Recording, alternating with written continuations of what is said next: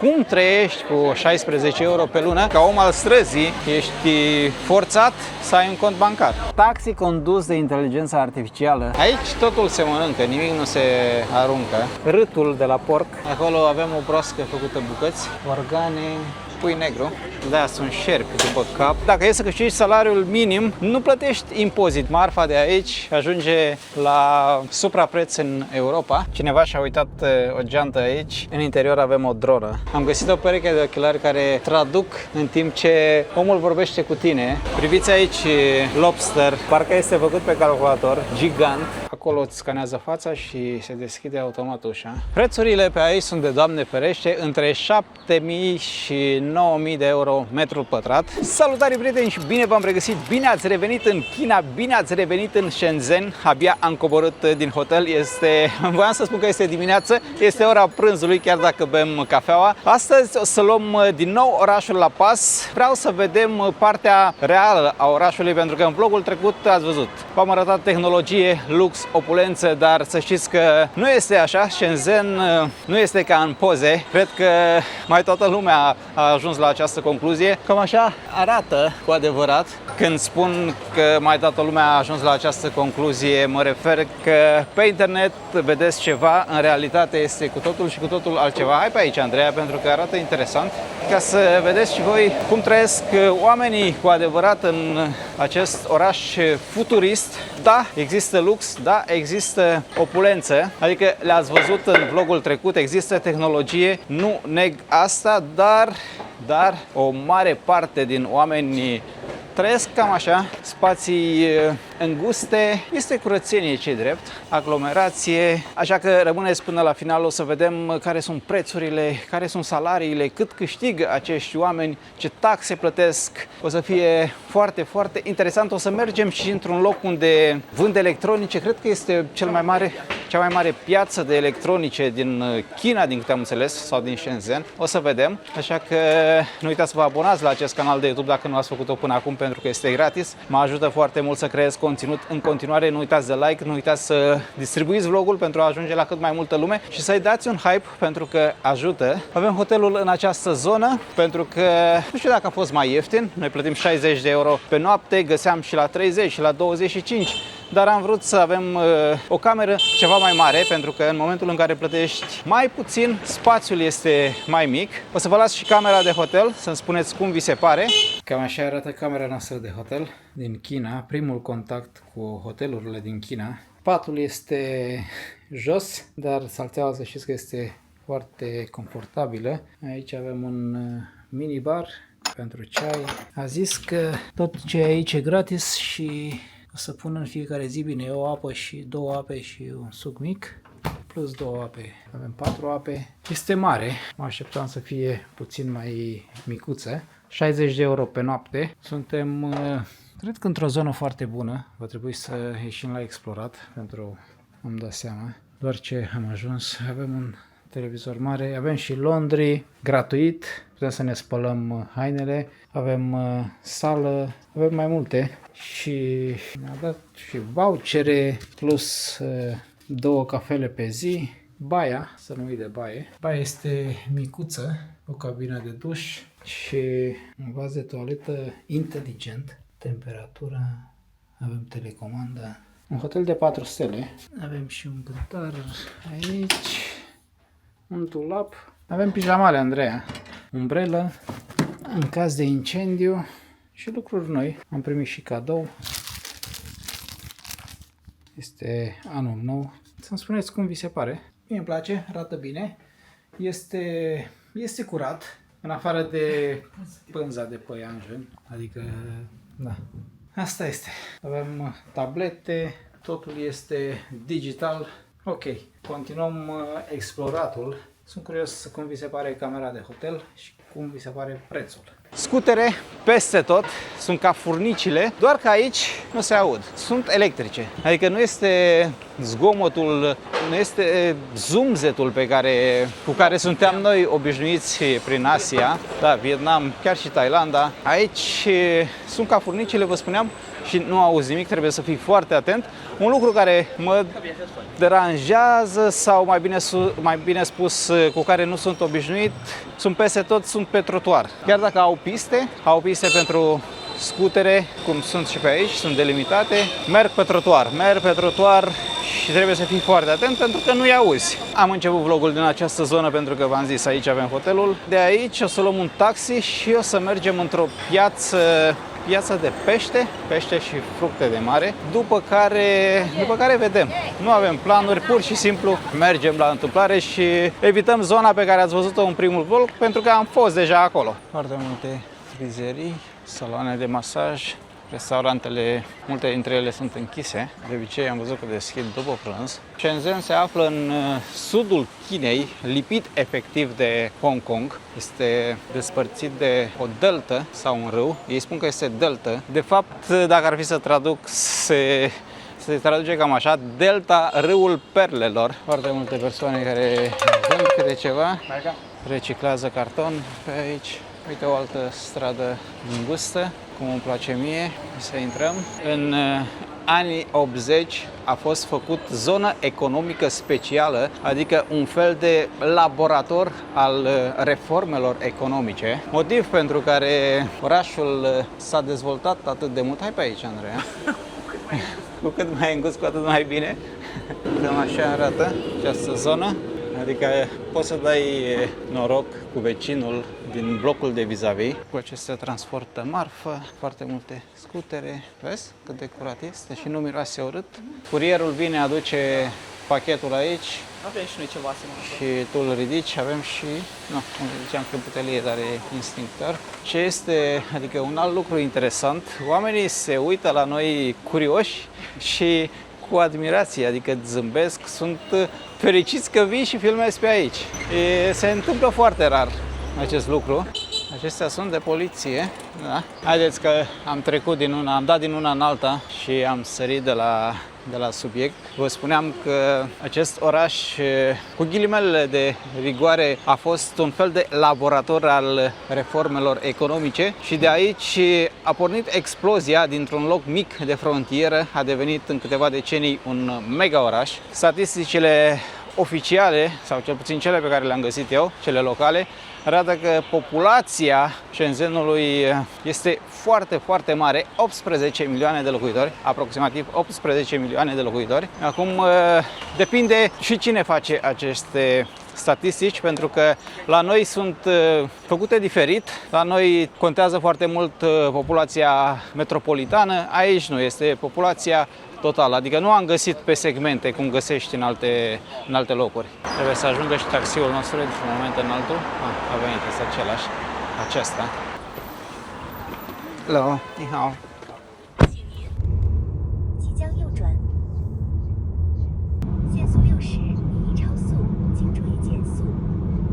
Gata și aventura cu taxiul. Am văzut pe traseu se construiește foarte mult și aici. Am ajuns într-o zonă numită Sheko Market, o piață unde ar trebui să găsim pește. Suntem lângă un port. Am făcut, cred că 28 de kilometri din Luohu, așa se numește zona unde avem noi hotelul. Pe hartă distanțele par apropiate, dar nu. Orașul este foarte mare. Am plătit 28 de lei, aproape 1 leu pe kilometru. Este ieftin. Aici avem carne. Poate că piața ar trebui să fie undeva în dreapta. Porc, picioare de porc. O să aruncăm o privire. Nu cred că o să vă zic și prețurile, pentru că sigur nu o să le înțeleg, nu de alta. Foarte multe Tesla, mașini electrice cât cuprinde în acest oraș. Arată interesant, șuncă, seamănă cu porchetta din Italia, dar nu este. Aceste scoici sunt foarte bune, dumnezeiești, aș putea spune. Așa vedem cum arată o piață locală, o piață de unde se aprovizionează localnicii. Bine, acum, dacă e să discutăm despre turiști, să știți că foarte, foarte rar am văzut. Miel, oaie, porc, aici e gătită, rață, foarte multă rață, văd și mațe, carne de porc proaspătă, porc de mangalița, spune Andreea. Cam așa se plătește. Omul a scanat QR codul și aia e. Trebuie să recunosc, carnea arată bine. Curățenie ce? trufe? Ouă. Nu, sunt ouă. Dar Da, nu știu. Aici sunt cu sare. Interesant aceste ouă. Sunt în sare, bănuiesc. Dacă știți voi, să ne spuneți în comentarii. Știi că ai luat tu de la un supermarket ouă fierte și le-ai decojit, ai mâncat și erau deja sărate. da, Cred că acela era motivul. Acolo pregătesc pui negru. Negru de spălare. Ihau! Iar ei mănâncă și mațele, vedeți? Mațele de la pui. Hai și pe aici, pentru că e interesant. Trebuie să vă spun și de salarii. Salariul minim oficial, cel puțin din informațiile pe care le-am găsit, ar fi în jur de 320-370 de euro pe lună. Acum vă dați seama, sunt și salarii mai mari într-un astfel de oraș, nu ai cum, dar este interesant să aducem în discuție și salariul minim. Poți să câștigi și 1000 de euro, și 800, și 7000, 10.000. Acum cerul este limita. Avem și celebrele papornițe din rafie. Avem, nu știu, este implementat în creierul nostru că acestea ar fi din România și că da, că le-am văzut în atât de multe țări. când le vezi, te duci fără să vrei cu mintea către România, dar să știți că nu este așa. Le întâlnim prin foarte multe țări și sunt mult mai folosite decât la noi. Așa că nici acelea nu sunt ale noastre. Acum, dacă am adus în discuție salariile, trebuie să vă spun și de taxe, pentru că și ele sunt importante. În China, impozitul pe salariu este progresiv, adică este pe mai multe trepte. Cu cât câștigi mai mult, cu atât impozitul este mai mare. Am dat peste pește. Mă rog cu Andreea, pentru că eu treceam. Acolo avem o broască făcută bucăți. Uitați-le aici. Broască țestoasă, din păcate.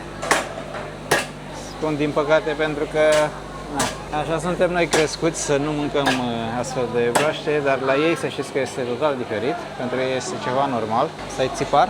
Nu. Țipar, nu știu. Eu zic că e șarpe. Zici că e șarpe? Nu e niciun țipar. După... Aoleu, de chiar. Da, sunt șerpi după cap. Nu știu ce să zic. Da, arată mai mult șarpe. Poate că aici e țiparul. Priviți-l pe acesta cât de mare este. Pește și fructe de mare. Aici totul se mănâncă, nimic nu se aruncă. Arici de mare, raci, scoici, foarte multe tipuri de scoici. Vă spuneam de impozitul progresiv, ca să fie pe înțelesul tuturor.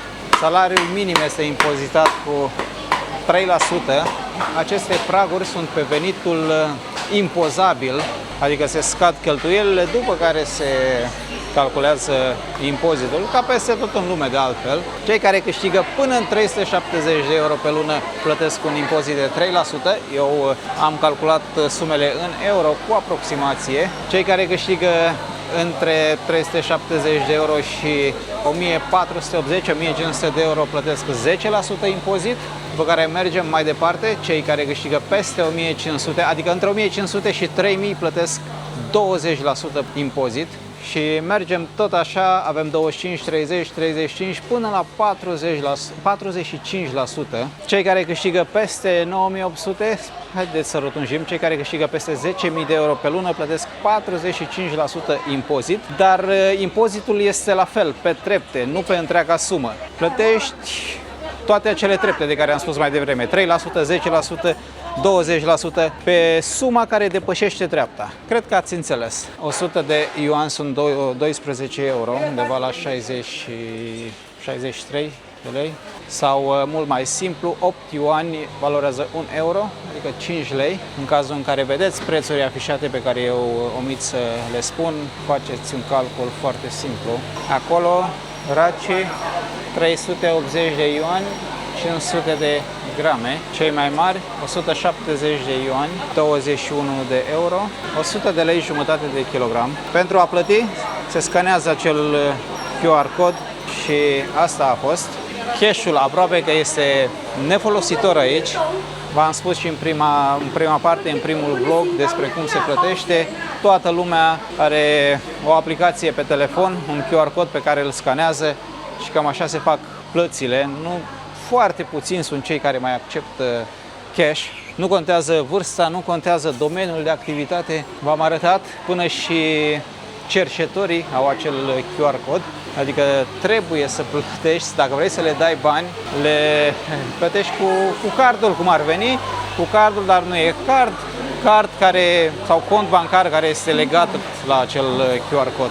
Așa că, nu știu, ca cerșetor aici, ca om al străzii, ești forțat să ai un cont bancar. Aceștia sunt mult mai scumpi, cei albaștri. De fapt, sunt femelă, dacă mi-aduc bine aminte, din ce ne spunea Dan în Thailanda. Dar că pe aici, vedeți, nu sunt, or fi afișate prețurile, dar sunt în limba lor. Aici avem 10, la 10 bucata sau 10 100 de grame, kilogramul. Oricum ar fi, nu este scump, adică să dai 100 de lei, zi 200 de lei pe un kilogram și să primești așa ceva, este de mare. Priviți aici lobster adevărat, parcă este făcut pe calculator, gigant. Doamne, ce fel arată, e pentru prima dată când văd așa de mari. 450, da, o pic kilogramul, 55 de euro, dar nu știu dacă e kilogramul sau jumătate de kilogram, spune că este din Australia. 55 de euro kilogramul și primiți așa ceva, sau dacă nu, e 100. Dar kilogram mi-a tradus aplicația acum și acesta a fost un monstru de pește, crab sau ce fi. Vrei să luăm așa ceva? Da. Fritto misto. Ei, ha? Yeah. Salză? Ah, ok. Trebuie să scaneze codul. 3 euro. Chiar dacă nu reușesc să vă spun toate prețurile, pentru că ați văzut și voi cum sunt afișate, trebuie să înțelegeți că ele nu sunt mari. Nu știu dacă China este ieftină, dar acest oraș este, dacă nu ieftin, este decent, au prețuri decente, pentru că aceasta este a noua zi, mâine plecăm, în total 10 zile în acest oraș. Și am explorat, am văzut foarte multe locuri, am luat-o la pas cu taxiul, cu metroul încă n-am mers cu metroul, ar trebui să mergem. Ce voiam să vă spun că prețurile sunt mici, Mult mai mici ca Hong. da, nu se compară cu Hong Kongul, dar și salariile sunt mici, chiar dacă, da, peste tot avem salarii mari, dar salariile sunt mici. În Hong Kong salariul minim era în jur de, nu mai știu, dublu față de aici, mi se pare, doar că acolo prețurile erau mult mai mari. Aici, na, se compensează, să spunem așa. Un lucru pe care am uitat să-l menționez referitor la salariu și este foarte important din punctul meu de vedere, primii 5.000 de yuani, adică undeva la 618 euro pe lună, nu sunt impozabili. Adică chiar dacă pragul începe de la 370 de euro, tu dacă e să câștigi mai puțin, dacă e să câștigi salariul minim, nu plătești impozit, din câte am înțeles. Am ajuns în port, voiam să văd și locul de unde vine peștele, nu cred că am noroc să văd pescarii, cred că au spălat pe jos pe aici, așa că impozitul se calculează doar pe ce trece peste 618 euro după ce se scad deducerile și de multe ori contribuțiile. Am găsit până la urmă bărcile pescarilor. Acestea sunt. Arată rudimentar pentru un oraș super tehnologic. Mă așteptam să văd bărci, robot și alte lucruri, glumesc, vă dați seama. Pentru salariul minim aici, care este în jur de 300 de euro, nu plătești impozit, nu plătești 3%, de fapt nu e mult, dar totuși cred că îi ajută pe acești oameni, dar de preferat ar fi să nu câștigi salariul minim pentru că ești la limita supraviețuirii chiar și aici în China, chiar și aici în Shenzhen. Poate, o să vedem, poate ajungem prin alte zone ale Chinei, zone de țară, de munte, vedem care sunt prețurile pe acolo, care sunt condițiile de trai. Aici un oraș cu bune, cu rele, plin de mașini electrice și de scutere electrice. Cam asta a fost și cu portul, nu ai cum să te apropii mai mult, există un punct de trecere, de intrare, poliție, control și dacă nu ai treabă, dacă nu ești pescar sau dacă nu ai barcă, mă gândesc că nu te lasă să intri. pentru că, din câte văd, intră în acea zonă doar persoanele care au cu adevărat treabă acolo. Se construiește și în această zonă. Cred că o să luăm un taxi și mergem mai departe. Distanțele între zonele pe care vreau să le vedem astăzi sunt foarte mari. Tot v-am zis de mașini electrice, scutere electrice, totul este electric. Haideți să vă spun și prețurile la energie, pentru că este foarte important. Vedeți și aici plin de biciclete. Nu mă așteptam să văd atât de multe biciclete într-un oraș. Bineînțeles, și aici avem trepte, treapta 1, 2 și 3. Pentru treapta 1 plătești 0,018 eurocenți. Abia la treapta 3 plătești 10 cenți pe kilowatt, iar vara pragul este ceva mai mare pentru treapta 1, adică poți să consumi până la 260 de kW, abia după 260 de kW ai trecut în treapta 2, iar în restul anului este de doar 200 de kW. Roboții care servesc ceai, suc, polițistul care are partener un robot, un câine polițist, ajută până și bătrânii, viitorul, da, interesant. Și aici robotul ne face pâine, cafea. Nu sunt doar câteva desene pe un perete, este realitate. Iarăși s-a înnorat, vremea e tare ciudată și aș putea continua. Pentru gaz este cam același lucru. Treapta 1, 0,42 de eurocenți pe metru cub. Treapta 2, 48 de cenți. Treapta 3, 0,64. La apă, 0,33 de eurocenți metru cub. 0,56 și abia din treapta 3 prețul ajunge la 1,16 euro pe metru cub. Gata, prieteni, a venit taxiul și am plecat la drum. Nu se putea altfel. Taxi fără șofer. Am plecat. Avem de mers 28 de minute, 9 km. Este puțin trafic. Plătim foarte puțin.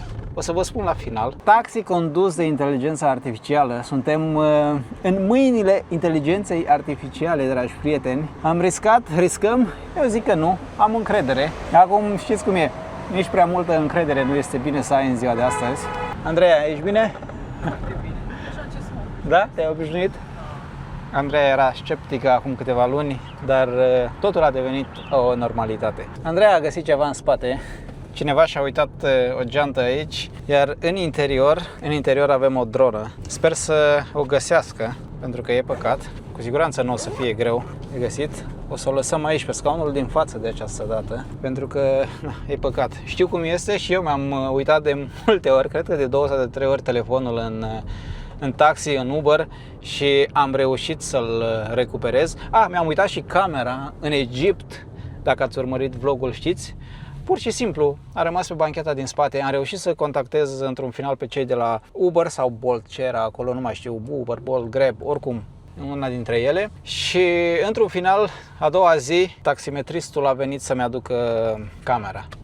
Acum nu știu exact cum o să funcționeze aici, dacă se duce mașina electrică, dacă, da, trebuie contactat suportul, cred că deja a făcut domnul sau doamna demersurile. O lăsăm aici și sperăm să o găsească. Gata, aventura cu taxiul. Am plătit incredibila sumă de 16,5 ioane, care sunt aproximativ 10 lei pentru 10 km. V-am zis eu, aproape 1 leu pe kilometru este prețul. Este același preț ca la Uber, ca la un taxi normal. Prețurile nu diferă, chiar dacă are sau nu șofer taxiul. Este uimitor pentru mine. Apropo de acea gentuță cu dronă, m-au sunat din Beijing, cred că de la reprezentanță, și m-au întrebat dacă am găsit o astfel de geantă. Le-am explicat, le-am zis că da și că am pus-o pe scaunul din față, cum ați zis și voi, după care m-au sunat o altă tipă care vorbea engleză de această dată și mi-a zis să o iau de pe scaunul, să o iau din față și să o pun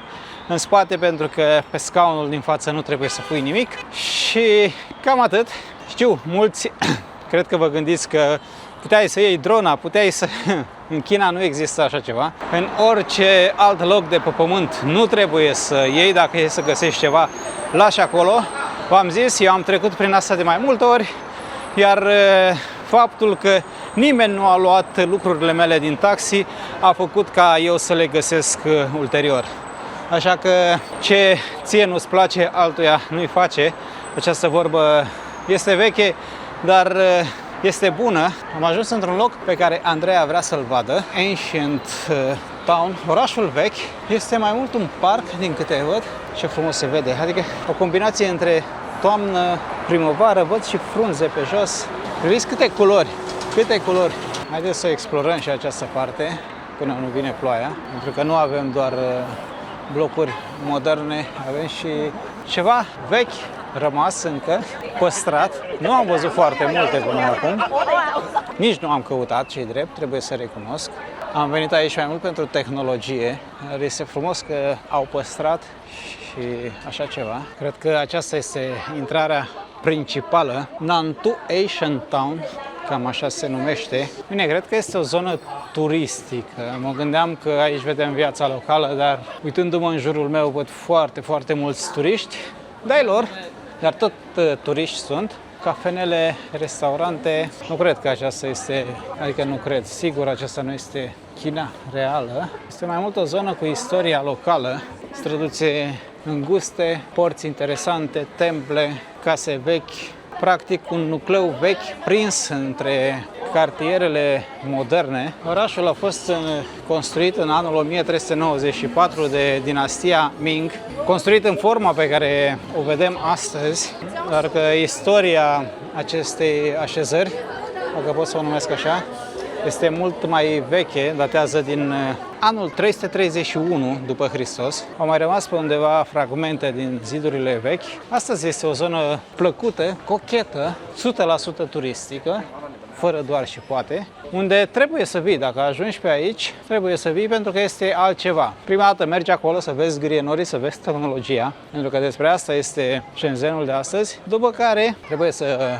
vii și în această zonă, pentru că o să vezi o arhitectură diferită, o să vezi lucruri diferite, străzi înguste și pe aici coșuri de gunoi, pe care acum că mă gândesc părțile celelalte nu le-am văzut, sunt ascunse pe undeva. De aici o să mergem într-o altă zonă pentru a vedea din nou tehnologie. Nu înțeleg care e chestia cu toată lumea își face poze, pune mâna acolo și face poze. O fi pentru, nu știu, noroc.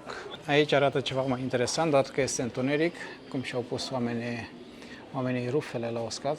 O altă chestie interesantă, mai toate intrările în scara blocului. Acolo îți scanează fața și se deschide automat ușa. Văd foarte multe persoane în vârstă care lucrează chiar și pe aici, prin această zonă, motiv pentru care am zis să mă interesez puțin despre pensii și am văzut lucruri care pentru mine sunt șocante, nu m-aș fi așteptat. Sunt oameni care au pensii de 15-20 de euro pe lună. Ați auzit bine.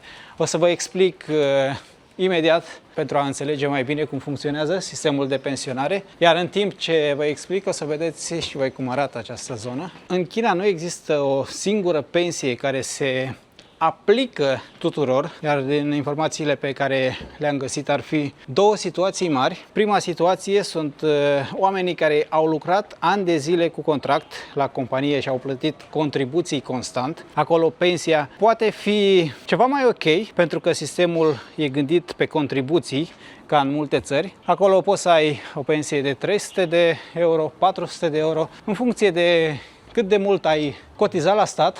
Suntem urmăriți de Big Brother la fiecare pas. Acum înțeleg de ce oamenii nu se feresc de cameră. Ei sunt obișnuiți, pentru ei e ceva normal. O să discutăm și despre ele puțin mai târziu, pentru că nu este chiar așa cum pare la prima vedere. În a doua situație se regăsesc oamenii care n-au avut contract stabil pe termen lung sau nu au contribuit constant. Aici apare partea dură. Există o pensie de bază foarte mică, iar acesta este între 15 și 20 de euro pe lună. Sunt cazuri reale. Ați auzit foarte bine, 15-20, dar asta nu înseamnă că aceasta este pensia minimă în China, pentru că sunt cazuri și cazuri, diferă foarte mult. Este un sistem pe care încă încerc să-l înțeleg. Ca reper, există cifre publice care arată un minim național de pensie de bază în jur de 18 euro pe lună, aproximativ 143 de yuani, și există și exemple reale relatate de presă cu pensii de aproximativ 16 euro pe lună. Nu că ar fi o mare diferență între 18 și 16. Acum vine întrebarea firească, cum trăiești cu 16 euro pe lună? Am uitat să precizez, de obicei aceste pensii, nu de obicei, cred că în 99% din cazuri, aceste pensii de 16 euro, în jur de 16 euro, se întâlnesc în zonele de țară, nu în orașe, nu în această zonă unde mă aflu acum, nu în orașele mari. În orașe pensia este între 300, 400, 500, pe acolo. Răspunsul la întrebarea de mai devreme este unul simplu. De cele mai multe ori nu trăiești, nu ai cum să trăiești cu o astfel de sumă, așa că oamenii sunt nevoiți să lucreze până când nu mai reușesc să se miște. Și da, dacă vă întrebați dacă există un ajutor de la stat, să știți că statul îi ajută, are un fel de ajutor de subzistență pentru cei foarte săraci, dar nu îl primește oricine și depinde foarte mult de criterii, iar aici sunt foarte multe criterii, contează foarte mult și locul în care ești, în care trăiești. Peste tot văd aceste locuri unde există un întreg echipament pe care îl pot folosi oamenii în caz de incendiu. Nu este doar un hidrant și atât, nu doar apă, ai cizme, ai de toate. Acum nu vă gândiți că ajutorul de la stat îi scoate pe oameni din sărăcie. În euro ar primi undeva la 74 de euro pe lună, adică CM16 euro, CM74. Poate că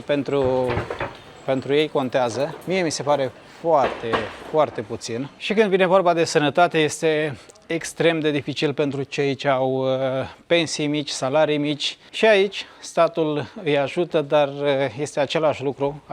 Ajutorul este aproape de zero. Nu se ridică la standardele de astăzi, la ce am văzut în primul vlog. Pentru sănătate plătește o contribuție anuală. Pentru categoria cu pensii foarte mici, contribuția tipică este în jur de 50 de euro pe an, iar statul pune ceva mai mult, pune în jur de 86 de euro. În total se strâng undeva la 135-136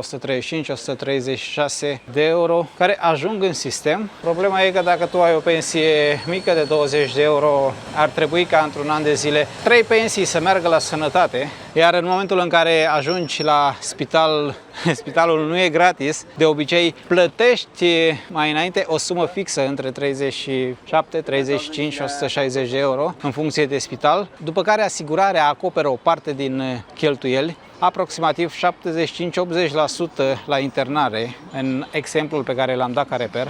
Asta pentru a înțelege că nu e totul roz. La suprafață, da, e frumos, dar gândiți-vă că am zis în vlogul din Hong Kong, sunt foarte mulți imigranți, foarte multe persoane de aici merg acolo să lucreze pentru a câștiga mai mult, pentru un trai mai bun, în condițiile în care acolo locuiesc în 10 metri pătrați, ați văzut în vlog, și plătesc între 350 și 500 de dolari pe lună chirie. Adică oamenii aceia fug de ceva, lozuri, loto, are dreptate Andreea, fug de sărăcie. Ca și ca toți Da.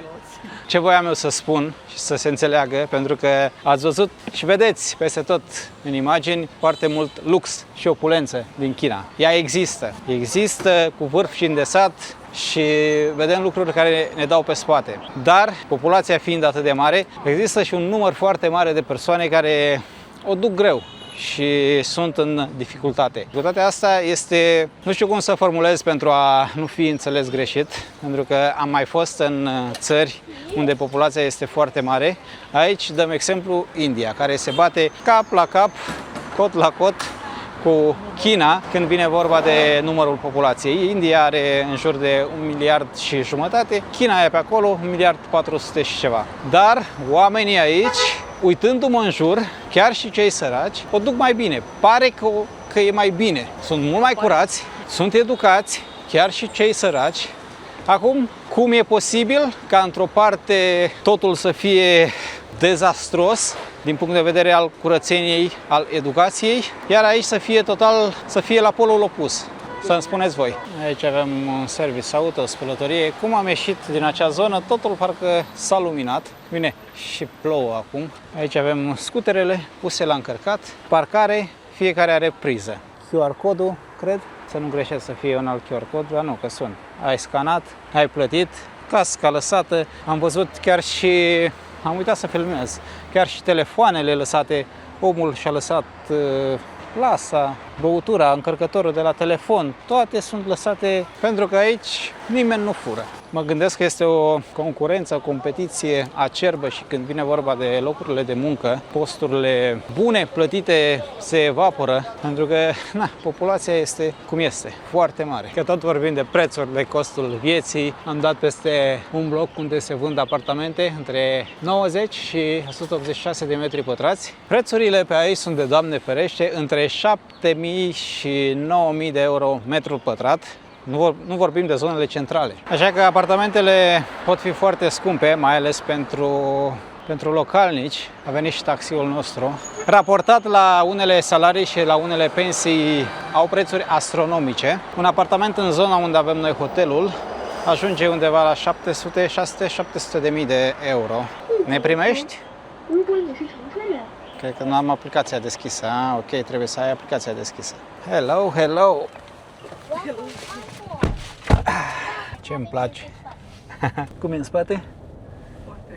Totul din piele. Acum vă dați seama, aceste cifre pe care vi le-am dat diferă foarte mult. China este mare, diferă de la zonă la zonă, de la oraș la oraș. Dar în mare, cam pe acolo, cam așa stau lucrurile. Pensie de 20 de euro, am mai auzit la noi, dar cred că e istorie și la noi, pentru că nu ai cum să trăiești cu așa ceva. Acest lucru se întâmplă, să știți, prin toate țările din Asia. Oamenii trecuți de 70, de 80 de ani, chiar de 90 de ani lucrează.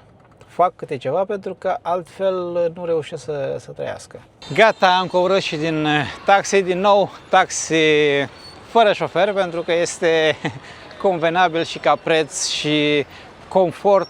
Îmi place, a început să ne placă. Priviți ce e aici, am nimerit într-o parcare unde sunt sute mii chiar de scutere. Toată această zonă este plină cu electronice. Foarte multe magazine, centre comerciale unde găsești ce vrei și ce nu vrei, de toate. Așa că cam asta o să facem și noi, o să explorăm, o să vedem prețuri, o să încercăm să facem comparații, să vedem dacă într-adevăr electronicele sunt mai ieftine aici. Cred că sunt mai ieftine pentru că, hei, de aici pleacă totul. O să vedeți și voi câte ceva, lucrurile mai interesante, după care vedem. Continuăm aventura. Telefoane. Haideți să vedem dacă sunt doar chinezerii sau găsim și lucruri serioase. Ceasuri. Acum, pe aici se repară. Poate reușesc să repar și eu o chestie care mi s-a stricat. Iar dacă e să găsim ceva interesant, poate cumpărăm. O să trebuiască să cumpărăm o baterie externă, pentru că vom pleca, în câteva zile vom pleca din China, mergem în alte țări, după care revenim în China. Iar în momentul în care o să revenim, de această dată o să revenim cu avionul, iar acolo există o problemă când vine vorba de bateriile externe. Dacă nu sunt made in China și nu au anumite specificații, nu ai voie să intri cu el în țară, nu ai voie să călătorești cu avionul, pentru că noi am venit cu bateriile externe din Europa, dar cu trenul, nu ne-a zis nimeni nimic. Avem baterii care în mod normal, din câte am înțeles, nu te lasă să intri cu ele în țară, așa că o să ne luăm pentru orice eventualitate baterie de aici, dar până acum nu mă dă nimic pe spate, ca să spun așa. Am mai văzut acest tip de magazine și în Bangkok și, sincer să fiu, nu am încredere să cumpăr de pe aici. Adică eu nu mi-aș cumpăra vreodată ceva dintr-un astfel de loc. Când vine vorba de electronice și de produse cu care lucrezi, pentru că eu lucrez cu ele, să-mi cumpăr o cameră de acolo, nu. Prefer să merg în reprezentanță. Sunt astfel de magazine și afară, dar pe aici o fi mai ieftin. Nu e ceva care să fie wow. Marfa de aici ajunge la suprapreț în Europa. Sau o găsiți în magazinele online, huse pentru iPhone de toate tipurile. Nu văd prețurile. Vă dați seama că nu o să avem prețuri afișate pe aici, dar da, e fix cum vedeți prin Europa, magazinele chinezești. Fix acea senzație o avem și noi în momentul în care mergem pe aici. Pachete care ajung peste tot, inclusiv în Europa, chiar și în România. Suntem la etajul 3, iar toate aceste 3 etaje pe care le-am văzut sunt doar cu huse. Huse pentru telefon, pentru laptop, pentru tabletă. Aici văd încărcătoare, după care din nou huse. Huse de toate tipurile. Am găsit o pereche de ochelari care traduc în timp ce omul vorbește cu tine. El vorbește în chineză, iar eu văd pe ochelari, văd traducerea în română sau în engleză, depinde de ce limbă setezi. Foarte interesanți. And the price? Is here. Undeva la 400 de euro. And they can test free. Primești banii pe taxi, tax free. De fapt, nu plătești taxi. Este interesant, filmează până la 10 secunde, face poze. Știu că au și cei de la Meta ceva. Cam așa a filmat. Filmează foarte bine și se aude foarte bine. Eu aud în timp ce privesc video. Da, e foarte interesant și merge pe comenzi vocale. But the video it's only 10 seconds, no? Video 10 minutes. 10 minutes? Yeah. Okay, interesting. Yeah. Thank you so much for the information. Suntem în alt mall, alt centru comercial, sute de magazine. Vreau să cumpăr o nouă carcasă pentru DJI pentru că a prins apă și nu se mai încarcă. Voiam să cumpăr, doar că un tip de la DJI m-a trimis la etajul 1, au zis că poate să mi-o repare aici și că nu e nevoie să cumpăr alta, când putea să-mi vândă alta nouă. Undeva la 40 de euro. Omul zice că se încarcă normal. Yeah. You can try this. No problem, you're nice. Gata, am rezolvat problema. Am mai cumpărat câte ceva, 100 de euro. Oamenii îți dau factură de nota 10. Sunt care vorbesc engleză, dar v-am zis și la început, eu prefer să cumpăr direct din reprezentanță. Mă simt mai sigur. Acum, nu știu, poate greșesc, poate nu. Ar trebui să mai aruncăm o privire. Vreau să mai cumpăr 2-3 lucruri, dacă toți sunt aici. Chiar, să mergem să vedem ce preț au telefoanele aici. Un iPhone, da? Aici sunt prețuri. 17. Ce mic pare. 1398, 3890, laptopul de 256, aici de fapt e MacBook Pro, 7800, 8000. La telefoane nu au prețuri, trebuie să mai căutăm și nici nu ne înțelegem cu ei. Să știți că acei ochelari chiar erau interesanți, doar că cred că mai trebuie așteptat puțin. Tehnologia nu e suficient de avansată, nu scria atât de... adică era, nu știu, pentru mine cel puțin, sau pentru că era primul impact, era ciudat să citești, să fii atent și ce se întâmplă în jurul tău, pentru că... Păreai așa un pic confuz. Da, nu știai la ce să fii mai atent mai întâi. Cred că te obișnuiești, dar nu știu cât de mult îți afectează vederea chestia asta. Mă gândesc, nu știu nimic. Este pentru prima dată când încerc așa ceva și da, în conversațiile banale cred că sunt folositori. Dar în momentul în care o persoană începe să vorbească normal cu tine, nu știu dacă acei ochelari țin pasul. Acum, dacă tot vorbim de tehnologie și suntem în orașul potrivit, cred că și acest lucru este puțin învechit, pentru că ai putea să auzi direct traducerea, să nu mai citești. Acum mi se pare că abuzează puțin de semnul de la Apple. Acolo cu siguranță nu este un magazin Apple. Au și telefoane sau și produse Apple, dar magazinul nu este. Din nou la DJI, priviți ce dronă, 70 și cred că 80.000. Avem DJI peste tot. Osmo Pocket 3500, 433 de euro. Nu e mai ieftin ca prin alte țări, poate mai ieftin ca în România, dar da, aici te doare capul, te ia durerea de cap în această zonă. Câte electronice, câte magazine, nici nu știi unde să intri mai întâi, la ce să te uiți mai întâi. E prea mult. Cam așa arată locurile unde stau polițiștii Dintre toate, cred că acesta îmi place cel mai mult. Nu știu exact cum se numește. HiQ Mart. Scrie ceva mai mult în chineză acolo, nu înțeleg. Foarte multe jucării pe bază de AI. Avem și aici roboți, mașini, câini, toate cu AI și toate au control vocal. În partea aceasta cred că avem ceaiuri. Am dat peste jucării. Cântă în funcție de cum mergi. Da, foarte multe lucruri interesante și nu prea. Aici interesant, căștile rezistă la apă, sunt puse în apă pentru masaj, pentru ce vrei și ce nu vrei. Drone de toate tipurile pentru toată lumea. Nu știu ce să vă arăt pentru că sunt debusolat și eu. Parte de jucărie, nu înțeleg ce e aici. Pentru gât, pentru avion, masaj la cap. Aici avem pentru muzică. Haideți că am ajuns în zona hotelului. Apropo de camere, le aveți și în spate, sunt peste tot. Să știți că oamenii, pe lângă faptul că s-au obișnuit cu ele, nu sunt atât de strict sau regulile nu sunt atât de stricte cum m-aș fi așteptat eu. Pentru că ei trec pe roșu, chiar dacă sunt camere peste tot, ați văzut, sunt peste tot la fiecare pas. Trec pe roșu, trec cu scuterele pe roșu, pe trecerile de pietoni.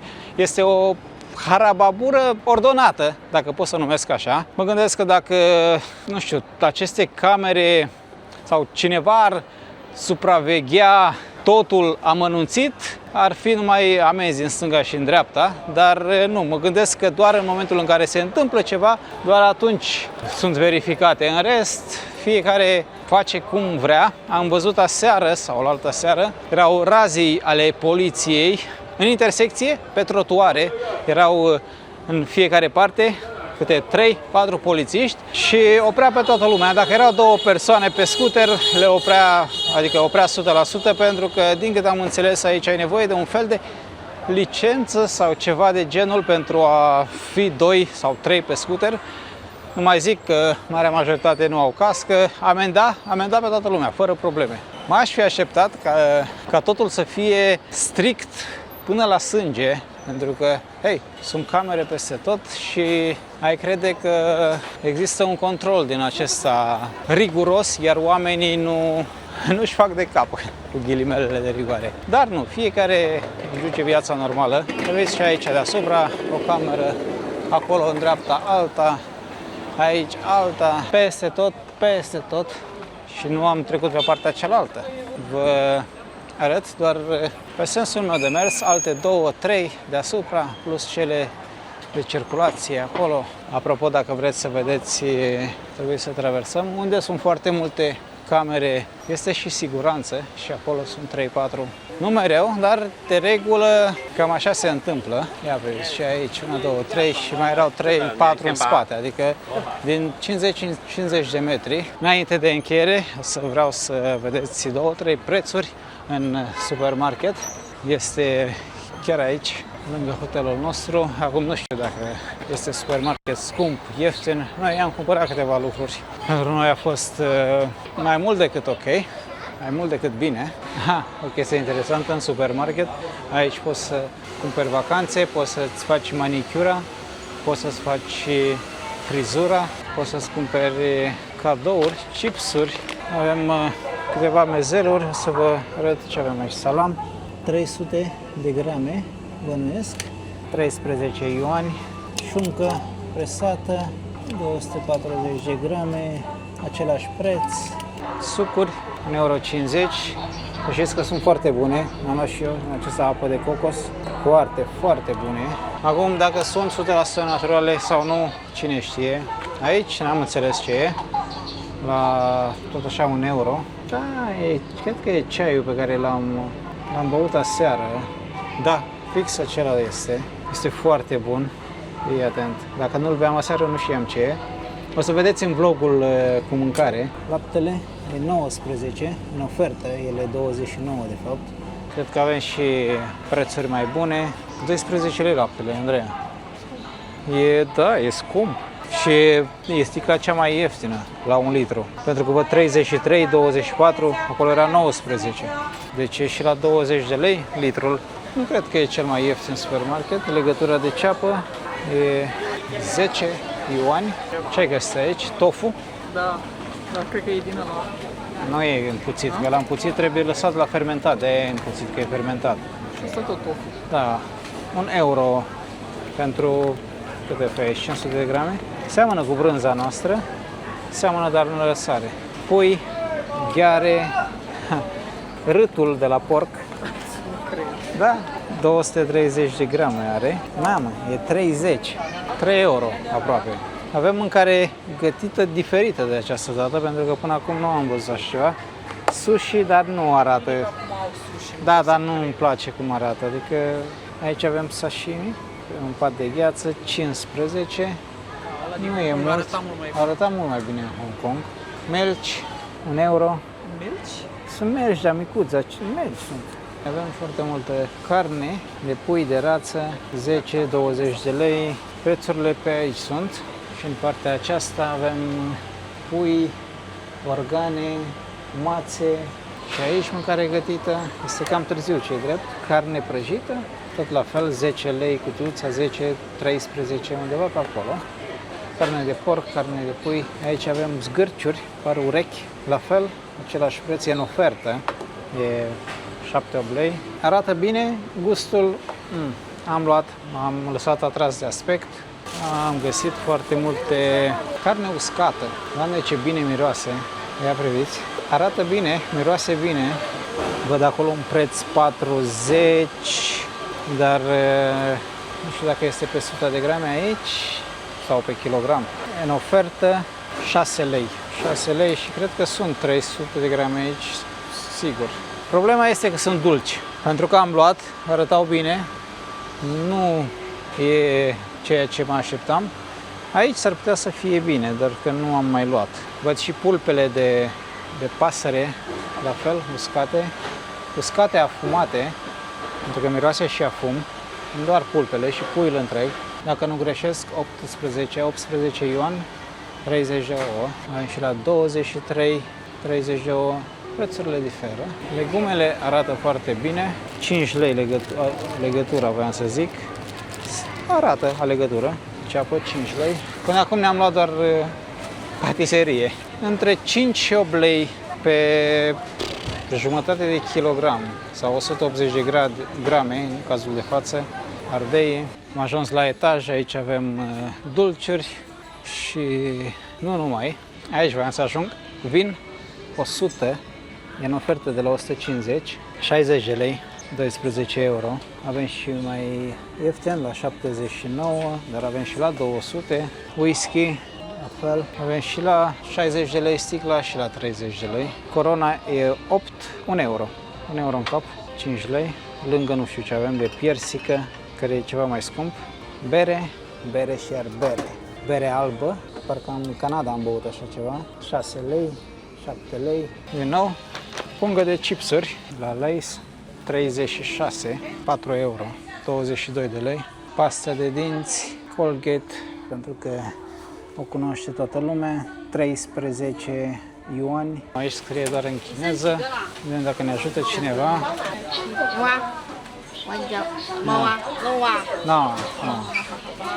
Nu avem card. Yeah, one.